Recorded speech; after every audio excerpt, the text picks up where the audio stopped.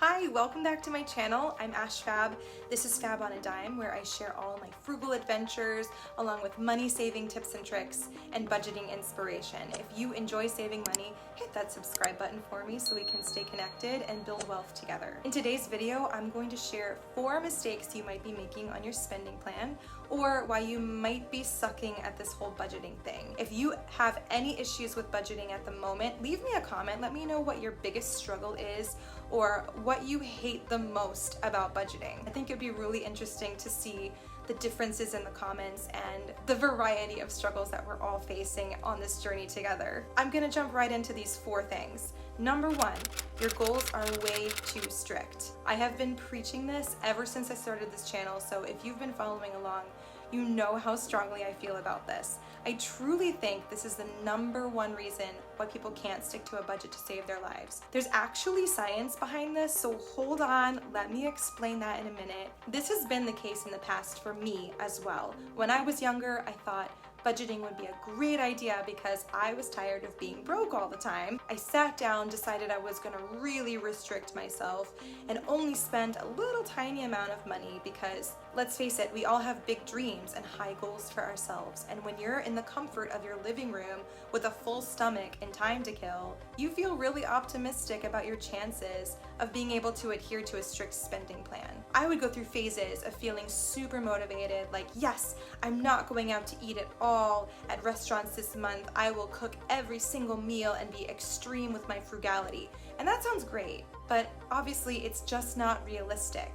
After I would write a budget like that, I would do well for maybe a day, maybe a week, but something inevitably happens because that's life. You can't predict life, but you can predict that life is going to be unpredictable, and you need to be real and give yourself the ability to spend on things you're gonna want or need throughout the month. This is why I encourage baby steps when you're writing out all of your goals, because this is what happens when you don't. You go over budget because you're human and your goals are insane. You get frustrated. You don't want to fill out your budget at the end of the month because who wants to wallow in all their failures? And then you just give up entirely. Start all over again, and sometimes you don't even do that. So I think reasonable goals are so important, and when you write achievable numbers in that spending plan, you are successful, which means your brain releases dopamine and leaves you feeling motivated to reach more and more goals. So there it is, it's science, and if you write down stupid goals that are too hard, you're doing it wrong. Number 2, you haven't been tracking your spending. Don't click away just yet. This is one of those steps that people try and skip because it sounds absolutely dreadful. But hold on, I promise it's easier than you think. But seriously, do you even know your own spending habits?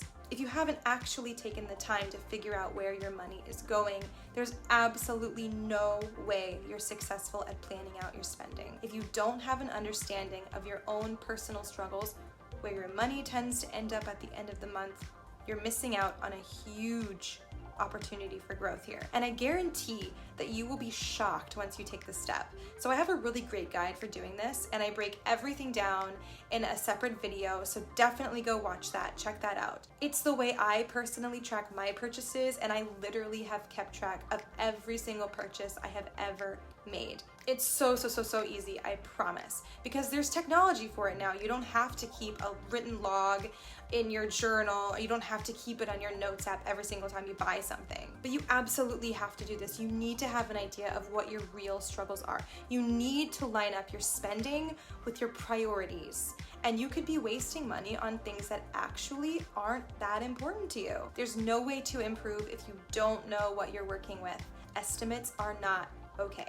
Number 3, you are not updating and adjusting your budget. Maybe the biggest, most common negative myth around budgeting is that it's restrictive and limiting. In my experience, that couldn't be further from the truth. Budgeting is a tool to help you live your best financial life. So why should it make you feel uncomfortable? The main reason people feel this way is that they don't allow for any adjustments in their spending plan. Budgets are meant to be adjusted and fixed. Otherwise, you will get stuck in some cycle that just doesn't work.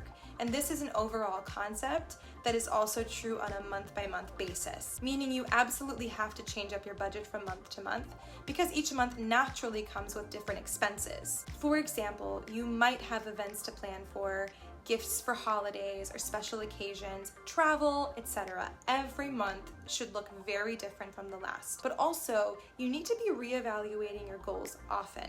Check in with yourself frequently. See if there's any room to improve anything. I've seen people just write one budget and try to stick to it forever, and again, that's just not reasonable. Things change, and so should your budget. If you find yourself struggling with a category and realize halfway through the month that that goal you set just really isn't realistic for you, you should be able to rearrange the numbers and adjust as you go. There's no shame in doing this, I promise. If you find yourself going over budget and you're starting to panic, I have a video breaking down exactly what steps you should take.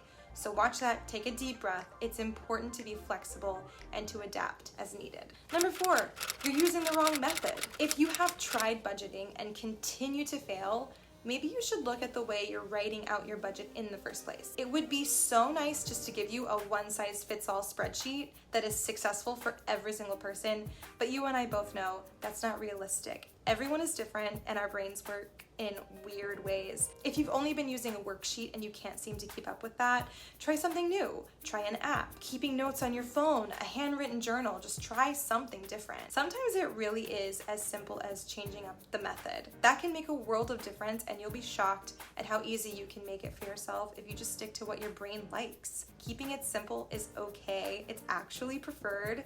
If an app works for you, great. Don't stray from that. But change things up once in a while if you're finding it hard to keep up with your goals.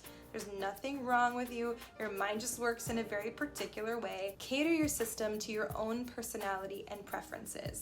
It's important to know how you work and what your habits and tendencies are. You're the one in charge and holding yourself accountable, so make this easy for yourself. Why wouldn't you? I hope this video helped you pinpoint your struggles and gave you some ideas for how to get back on track and moving in the right direction. I would love to be your financial wellness friend, so find me on Instagram, Facebook. Don't forget to subscribe here for the latest budgeting inspiration and money saving tips. Leave me a comment if you learned something here, and please like this video because that would help me as I'm trying to grow this channel. Thank you so much for watching, and I'll see you in the next one.